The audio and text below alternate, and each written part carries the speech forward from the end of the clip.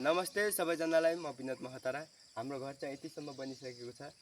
यो झ्याल बराबरको गाह्रो पनि गइसक्यो र आज पनि अब मिस्त्री आउने बेला भइसकेको छ। अब चाहिँ काम सुरु हुन्छ।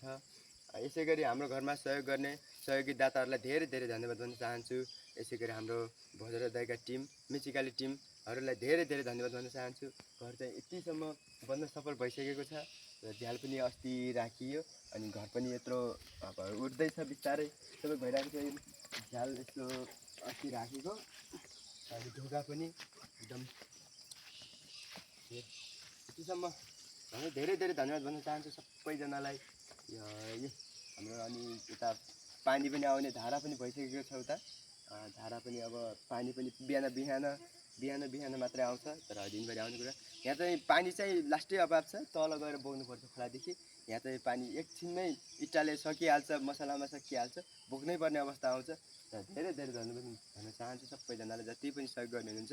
ल यति भन्दै ल भिडियो चाहिँ अर्को दिन ल्याउनेछु। हस् त।